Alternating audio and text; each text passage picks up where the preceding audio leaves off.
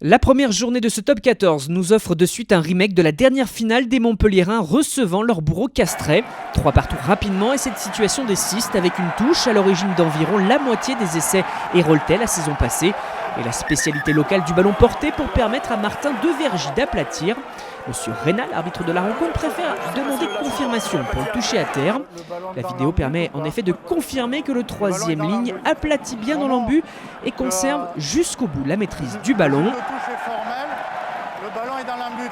Un essai validé qui permet au MHR de prendre les commandes d'un match équilibré. Benjamin Urdapilleta et Johan Goussen s'étaient jusqu'alors répondu face au poteau. La demi-heure de jeu pour la réaction du champion à deux doigts de venir faire mouche avec Alex Tulou. Du jeu en percussion pour fixer la défense adverse. Ludovic Radoslavjevic est à la conduite et assure cette libération pour orienter côté ouvert la conclusion de Scott Spedding. Et l'on revoit cette action, c'est ressorti vers Urdapilleta qui voit le coup. La course de Robert Eberson décale Henry Himmelmann et permet à l'arrière international Spedding de prendre l'intervalle pour l'essai et de soigner ses débuts avec le CO.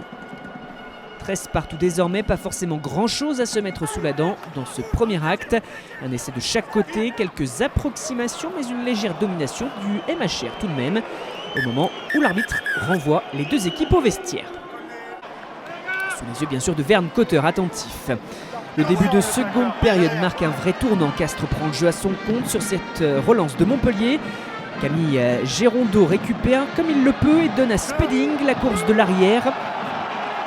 Le petit coup de pied qui lobe le défenseur, les rebonds qui profitent. Et s'il y a le retour de Vincent Martin, Rodrigo Capo Ortega est là pour le second effort, marquer un nouvel essai. La vidéo permet de confirmer qu'il n'y a pas d'en avant au départ de l'action. L'on revoit également le joli numéro de Spedding, décidément en jambes. Et ici, ce duel où il y avait suspicion de nouvel en avant. Le point levé de Eberson et Monsieur Rénal valide ce nouvel essai. Castres veut surfer sur cette dynamique positive, profite d'un bon travail sur le côté droit de Martin Lavaux pour d'abord fixer au cœur avec Kevin Firmin, puis pour jouer sur les extérieurs, un nouveau surnombre qui l'on retrouve, Scott Spedding, décisif sur les 3 actions d'essai. La passe sautée a permis de créer le décalage. On la revoit cette passe, puis la course croisée pour finir et faire le break.